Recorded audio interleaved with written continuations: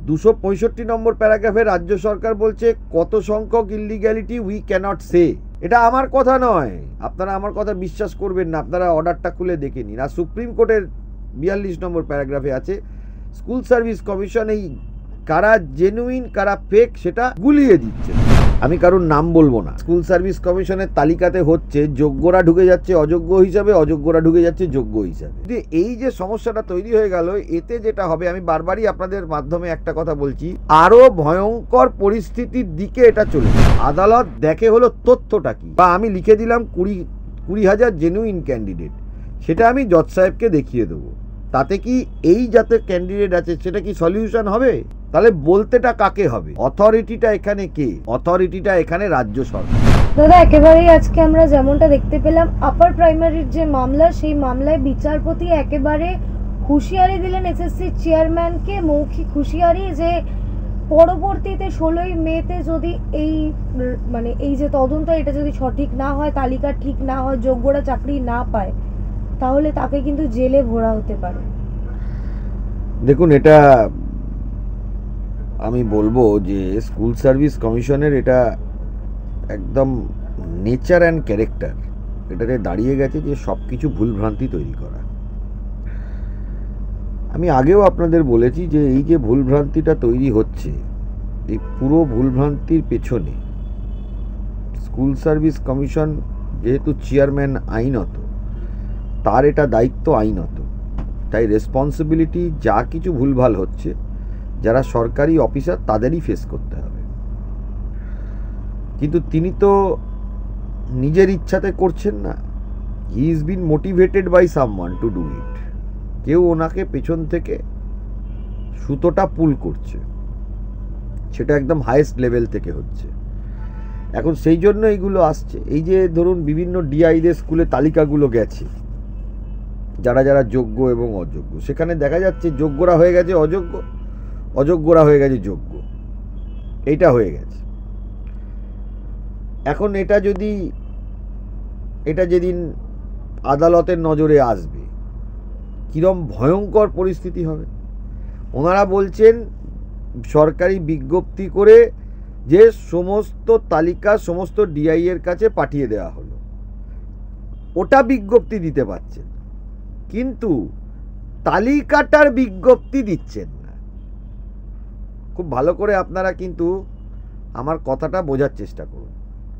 ওনারা নোটিশটা দিচ্ছেন, নোটিশ সারা পশ্চিমবাংলাতে ছড়িয়ে পড়েছে, আমাদের কাছে না, সাধারণ মানুষের কাছে হোয়াটসঅ্যাপে মোবাইলে ছড়িয়ে পড়েছে নোটিশটা। নোটিশের সাথে 5টা এনক্লোজার আছে, ওই 5টা এনক্লোজার কিন্তু প্রকাশ্যে নেই। ওটা একটা সরকারি বিজ্ঞপ্তি যে এরা, ওটা প্রকাশ্যে আসছে না। এখান থেকেই বোঝা যাচ্ছে যে স্কুল সার্ভিস কমিশনকে কেউ মাথার থেকে টানছে। রেসপন্সিবিলিটি যেসব স্কুল সার্ভিস কমিশনের অফিসারদের ছিল, যারা আগে স্কুল সার্ভিস কমিশন চালিয়েছিলেন, তারা কিন্তু কেউ ছাড়া পাননি, সবাই তাদের অ্যারেস্ট হতে হয়েছে এবং তাদের সবাইকে জেলে যেতে হয়েছে। তখন রেসপন্সিবিলিটি আমার ছিল না বললে তো হবে না। এবং সাধারণ মানুষের কাছে যে বার্তাটা যাচ্ছে, এই যে ধরুন স্কুল সার্ভিস, এত মানুষের সমস্যা, এত মানুষের চাকরি গেছে, সুপ্রিম চাকরি যেত, এটা সবাই জানতো, যারা যারা কিনা মামলা করে বা মামলা বোঝে। আমি জনগণের উদ্দেশ্যে একটা প্রশ্ন বারবার রাখছি, আবারও আপনাদের মাধ্যমে রাখব।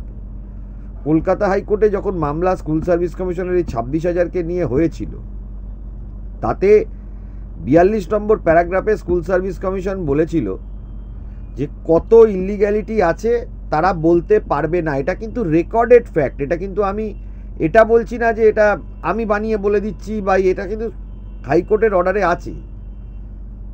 265 নম্বর প্যারাগ্রাফে রাজ্য সরকার বলছে কত সংখ্যক ইলিগ্যালিটি উই ক্যানট সে। এটা আমার কথা নয়, আপনারা আমার কথা বিশ্বাস করবেন না, আপনারা অর্ডারটা খুলে দেখে নিন। আর সুপ্রিম কোর্টের 42 নম্বর প্যারাগ্রাফে আছে স্কুল সার্ভিস কমিশন এই কারা জেনুইন কারা ফেক সেটা গুলিয়ে দিচ্ছে তথ্য। আপনার কাছে তথ্য আছে, আপনি দুটো জিনিস করতে পারেন। একটা করতে পারেন হলো সবাই যোগ্য বলে দিন, মানে আজকে বলার কথা আমি বলছি না, যখন সুপ্রিম কোর্টে মামলা চলছিল তখনকার কথা বলছি। আবার বলতে পারেন যে না এতগুলো যোগ্য এতগুলো অযোগ্য। এই যে গোলানোর প্র্যাকটিসটা, এই গুলিয়ে দিয়ে ব্যাপারটা যেটা হচ্ছে, এখন অনেক সাধারণ মানুষ বুঝতে পারছেন না। সবাই ভাবছেন যে আইনজীবীদের হাতে কি ক্ষমতা। যখন মামলাটা হয়েছিল আইনজীবীরা কি বলেছিল যে পুরো প্যানেল বাতিল করতে নামো? তা তো তখন যখন মামলা শুরু হয়েছিল তখন তো সেই প্রেয়ার ছিল না। পরবর্তীকালে সাবসিকুয়েন্টলি যদি স্কুল সার্ভিস কমিশনের তরফ থেকে বা রাজ্য সরকারের তরফ থেকে এই সাবমিশনটা গোদা বাংলায় বলে যে আমরা বলবো না, আমি আপনাদের কাছে প্রশ্ন করছি, পার্টিকুলারলি যাদের চাকরি গেছে তাদের কাছে প্রশ্ন করছি, এটা যদি রাজ্য সরকার বলে single bench, division bench, supreme কোর্টে গিয়ে বলবো না, তাহলে তার কি কনসিকুয়েন্স হতে পারে? যে কত যোগ্য আর কত অযোগ্য বলবো না। এই যে এখন যেটা হয়েছে, নোটিশগুলো সারা পশ্চিমবাংলায় ঘুরে বেড়াচ্ছে, কিন্তু তার সঙ্গে আপনারা এনক্লোজারগুলো দেখবেন, এনক্লোজারের মধ্যে তালিকা আছে কিন্তু সেই তালিকাটা প্রকাশ্যে নেই। বলছে না তালিকাটা দেওয়া যাবে না, এটাতে সুপ্রিম কোর্ট তাহলে ওই যে নোটিশটা দিতে সব জায়গাতে বলে দিয়েছে। কি অর্ডারের কোন প্যারাগ্রাফে বলেছে? সুপ্রিম কোর্ট তালিকা দিতে বলেনি, শিক্ষামন্ত্রীও বলেছেন প্রেস কনফারেন্স করে। কোন প্যারাগ্রাফে বলেছে? এইটাই তো আপনারা শিক্ষামন্ত্রীকে প্রশ্ন করুন না। সুপ্রিম কোর্টের যে 50টা বা 55টা প্যারাগ্রাফে অর্ডারটা জজ সাহেবরা লিখেছেন, 55টা প্যারাগ্রাফ আছে, আপনারা দেখলে বুঝতে পারবেন 50 কি 55টা মতো প্যারাগ্রাফ আছে। তো সেই কতগুলো প্যারাগ্রাফের মধ্যে কোন প্যারাগ্রাফে বলেছে সুপ্রিম কোর্ট যে তালিকা আপনারা দেবেন না? আপনি তো তালিকা দিচ্ছেন, ডিআইকে দিচ্ছেন, আপনি তালিকা দিচ্ছেন, আপনি স্কুলকে দিচ্ছেন, আপনি তালিকা দিচ্ছেন, সবাইকে দিচ্ছেন। এখন সবাই এখানে ভাবছে যারা যারা ক্যান্ডিডেট যে আমার নামটা আছে তো। এটা যে কত ভয়ঙ্কর দিকে চলে যাচ্ছে, তালিকাটা প্রকাশ্যে আনলেই হয়ে যায়। আপনি নোটিশও পাঠিয়েছেন, নোটিশের মধ্যে এনক্লোজারও আছে, নোটিশটা গভর্নমেন্টের নোটিশ, সরকারি নোটিশ, গভর্নমেন্টের মানে বলতে সরকারি নোটিশ, সেই নোটিশ প্রকাশিত হলো, কিন্তু তার সঙ্গে লাগানো তালিকাটা প্রকাশিত হলো না। তালিকা তো তাহলে কার কার নাম আছে সেটা প্রকাশ্যে আসছে না। দেখুন, তালিকা যার কার নাম আছে সেটা প্রকাশ্যে আসছে না, কিন্তু আমাদের কাছে অলরেডি 70-80টা কাগজ চলে এসেছে। কিন্তু দাদা তাহলে তো প্রশ্ন উঠছে যে প্রথমে যোগ্যদের তালিকায় চিন্ময় মণ্ডলের নাম ছিল না, হঠাৎ করে কালকে চিন্ময় মণ্ডল ফেসবুক পোস্ট দিয়ে বললেন তালিকায় নাম আছে, সেটা কি করে জানা যাচ্ছে? দেখুন, আমি আপনাদের একটা কথা বলে দিই, আমি কারোর নাম বলবো না। আমি আবারও বলছি, যেটা স্কুল সার্ভিস কমিশনের তালিকাতে হচ্ছে, যোগ্যরা ঢুকে যাচ্ছে অযোগ্য হিসাবে, অযোগ্যরা ঢুকে যাচ্ছে যোগ্য হিসাবে। আমাদের কাছে প্রমাণ আছে, এখনো অবধি 70টা প্রমাণ আমরা পেয়েছি, আরও প্রমাণ আমরা পাবো। তারপরে যে পরিস্থিতিটা হবে সেটা যে কত, আমি বারবার প্রথম থেকে একটা কথা কিন্তু আপনাদের হ্যাঁ হ্যাঁ আমাদের কাছে এসে গেছে অলরেডি, আমরা নামবো এটা নিয়ে। আমার বক্তব্য জেনুইনদের নিয়ে কিন্তু কোনো সমস্যা নেই। আমার সমস্যাটা আমি যেটা বোঝাতে চাইছি হলো যোগ্যদের অযোগ্য হয়ে গেল, অযোগ্যরা যোগ্য হয়ে গেল। আপনি না পারেন আপনি বলে দিন যে সবাই যোগ্য, আপনি বলুন, বা আপনি বলুন যে এতগুলো যোগ্য এতগুলো অযোগ্য। কিন্তু এই যে সমস্যাটা তৈরি হয়ে গেল, এতে যেটা হবে, আমি বারবারই আপনাদের মাধ্যমে একটা কথা বলছি, আরো ভয়ঙ্কর পরিস্থিতির দিকে এটা চলে যাবে, আরো ভয়ঙ্কর পরিস্থিতির দিকে এটা চলে যাবে। কারণ যা করছে, আমাদের কাছে যা প্রমাণ আসছে, তাতে করে এমন ভয়ঙ্কর দিকে যাবে, আমার খুব খারাপ লাগছে এদের জন্য এবং এদের নিয়ে যারা রাজনীতি করছে। আপনার খুব সিম্পল হিসাব, আপনি একটা সিলেকশন প্রসেসে বসেছেন, সেই সিলেকশন প্রসেসে বসার পরে আপনার তালিকায় নামটা উঠেছে, উইথ ডকুমেন্টস উঠেছে, আপনি তালিকাটা প্রকাশ করে দিন। আপনার সুপ্রিম কোর্টে কোন প্যারাগ্রাফে বলা আছে, যারা রাজ্য সরকারের তরফ থেকে যারা ন্যারেটিভ তৈরি করছেন, বলছেন যে সুপ্রিম কোর্টে বলা, কোথায় বলেছে তালিকা দিতে হবে, কোন প্যারাগ্রাফে বলা আছে যে তালিকা দেওয়া যাবে না, সেইটা কেউ কিন্তু রাজ্য সরকারের কাছে প্রশ্ন করছে না, আপনারাও প্রশ্ন করছেন। কোন প্যারাগ্রাফে বলা আছে সেইটা আপনারা বলুন। এই যে গন্ডগোলটা করছে, এই তালিকাটাকে চেপে রেখে গন্ডগোলটা করছে, তাতে আমরা দেখতে পাচ্ছি, আমাদের কাছে ডকুমেন্ট আসছে যে যোগ্যদের বানিয়ে দেওয়া হয়েছে অযোগ্য, অযোগ্যদের বানিয়ে দেওয়া হয়েছে যোগ্য।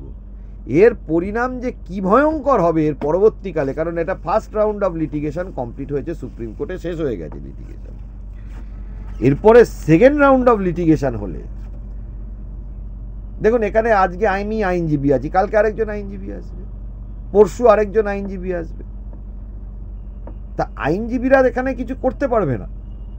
এসব বোগাস কথাবার্তা, আইনজীবীরা এই করে দিল, আইনজীবীরা তাই করে দিল, তাহলে সরকার, বিচারপতির আতাত আছে তাই এই ঘটনা ঘটেছে। সারা ভারতবর্ষে বিকাশবাবু মামলা করে, সারা ভারতবর্ষে বিকাশবাবু মামলায় যেতে, সিঙ্গেল বেঞ্চ থেকে সুপ্রিম কোর্ট। আজকে যখন একজন বিচারপতি পাল্টে অন্য বিচারপতি সুপ্রিম কোর্ট করে দিল যে এই বিচারপতিদের সমস্যা, অন্য বিচারপতি করে দিল, সেই বিচারপতিও তো বিকাশবাবুর পক্ষে রায় দিল। আবার ডিভিশন বেঞ্চে গেল, ডিভিশন বেঞ্চ বিকাশবাবু যা সওয়াল করলেন তাতে রায় হলো। আবার সুপ্রিম কোর্টে গেলেন, সুপ্রিম কোর্টে বিকাশবাবু যা সওয়াল করলেন সেটাতে রায় হলো। প্রশ্নটা হচ্ছে হলো তথ্য। আদালতে মানুষের এটা জানা উচিত, মানুষ এটা জানে, অনেক সময় জেনে অনেক সময় মন থেকে মানতে পারে না। আদালতে আইনজীবীরা তথ্যটা তুলে ধরে, তথ্যটা যদি মিথ্যে তথ্য হয় সেটা অপোজ করার রাইট যেমন যারা প্রাইভেট রেসপন্ডেন্ট বা যারা ক্যান্ডিডেট আছে তাদের আছে আমাদের বিপক্ষে, আবার রাজ্য সরকারেরও আছে, আবার স্কুল সার্ভিস কমিশনেরও আছে। আমরা যে মামলা করি এবং আদালত কথা বলে কিসের ওপরে? আদালত দেখে হলো তথ্যটা কি। আমি আইনজীবী হিসাবে আমি যদি কালকে যদি লিখে দিই যে 50টা জেনুইন ক্যান্ডিডেট বলে, বা আমি লিখে দিলাম 20,000 জেনুইন ক্যান্ডিডেট, সেটা আমি জজ সাহেবকে দেখিয়ে দেবো, তাতে কি এই যাতে ক্যান্ডিডেট আছে সেটা কি সলিউশন হবে? তাহলে বলতেটা কাকে হবে? অথরিটিটা এখানে কে? অথরিটিটা এখানে রাজ্য সরকার। তার মধ্যে রাজ্য সরকার কি করলেন আমরা দেখলাম সুপ্রিম কোর্টে, তারা গিয়ে একটা আন্ডারটেকিং নিয়ে নিল। এই আন্ডারটেকিংটা নিয়ে যা অবস্থা হলো তাতে করে রাজ্য সরকার রায়টা মেনে নিল। ভয়ঙ্কর পরিস্থিতির দিকে যাচ্ছে, ভয়ঙ্কর। আপনি দেখুন সারা ভারতবর্ষ, সারা পশ্চিমবাংলায় এর আগেও তো প্রচুর রিক্রুটমেন্ট হয়েছে, কোনোদিন তো এরকম হয়নি। তাহলে এখন এরকমটা হচ্ছে কেন? আর আইনজীবীরা যদি সব কিছু করে দিতে পারে তাহলে প্রশাসন আপনারা চালাচ্ছেন কেন? আপনারা প্রশাসন থেকে সরে দাঁড়ান। আপনারা অযোগ্য, আপনাদের যোগ্যতা এখন নেই, তাই জন্য আপনারা প্রশাসন চালাতে পারছেন না।